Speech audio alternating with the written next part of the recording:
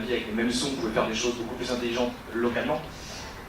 Là, c'est dommage, j'ai cassé le pacte électrique breton, mais du coup, de toute façon, Claudie Breton, il n'a pas signé le pacte, donc ça, c'est pas grave. Mais ce qu'on a, c'est qu'on peut très bien faire des choses localement. Et là, par exemple, au Conseil général, quand on parle de plan climat, on n'a pas été voir la population. On a déjà regardé nos politiques au sein du Conseil général. On travaillait avec 15 agents, enfin 80 agents et 15 élus. On a regardé nos politiques et on commence à balayer dans notre porte. Mais ça va peut-être prendre un peu de temps. Et on n'est pas encore sur les ruptures. Par exemple, le collège qui disait que 20% de son temps, ça c'est de la rupture. Pour l'instant, on fait déjà les choses les plus simples à mettre en œuvre. Et par exemple, quand on dit qu'un économe de flux, il rapporte 3 fois, il va rapporter 2 fois son salaire en économie au niveau du Conseil général, pour l'instant on en a un, on n'en a pas encore 2. Mais voilà, il va falloir aller petit à petit vers des solutions qui rapportent. Il y a des modèles financiers à trouver. Je pense qu'on va y arriver, mais je pense qu'il faut vraiment commencer à réfléchir à l'échelle d'un individu.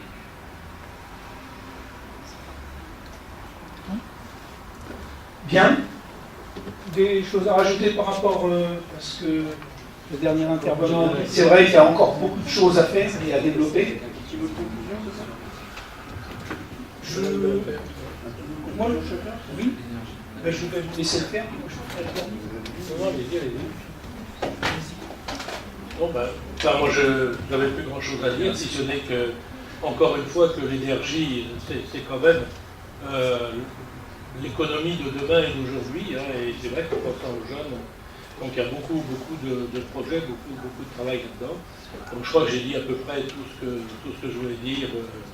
Et encore une fois, je voulais remercier Van Buchon de nous avoir invités à cet après-midi. Et puis, donc c'est toujours beaucoup de plaisir pour moi de venir, non pas à la Caisse nationale sciences magiques, mais au Conseil international sciences magiques. C'est bien que ça me rappelle.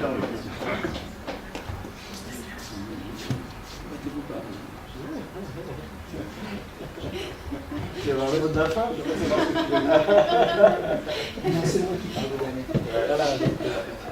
Moi, je pense que s'il y avait 4 messages qui me semblent en fait sortir de nos discussions et qui, à moi personnellement, me tiennent à cœur, c'est que de toute façon, les solutions seront locales ou ne seront pas. Deuxièmement, qu'elles seront citoyennes et que l'État serait bien inspiré de se mettre au service du citoyen plutôt que d'espérer l'inverse. Ça, c'est la deuxième chose.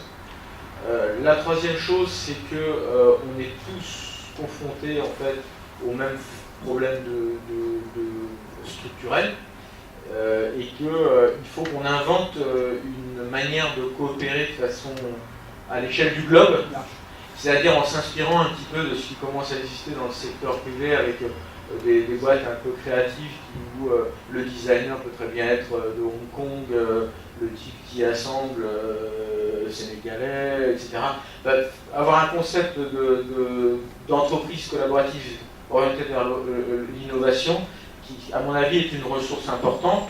Et puis peut-être finalement, je trouve que on vit dans un monde formidable, effectivement, sur lequel, effectivement, on ne doit pas perdre la perspective que nos structures institutionnelles de gouvernance ont été inventées dans un autre temps et qu'aujourd'hui, ça devient vraiment un problème et qu'il devient vraiment urgent de remettre ça en question.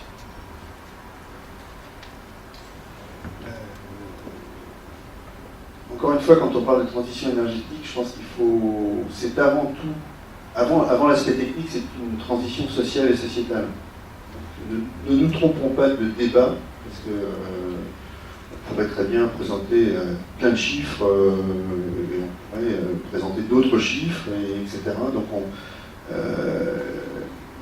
ce sont des sujets de société qui doivent être accessibles aux citoyens, ça c'est le premier point. Deuxième point que je vois, c'est la question de la responsabilité. C'est-à-dire que nous savons, vous savez, il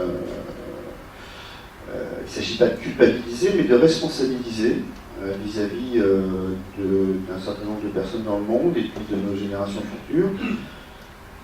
Nous connaissons les échéances, globalement, que ce soit dans les ressources énergétiques ou que ce soit dans le domaine climatique. Et donc, je pense que nous avons une responsabilité d'agir,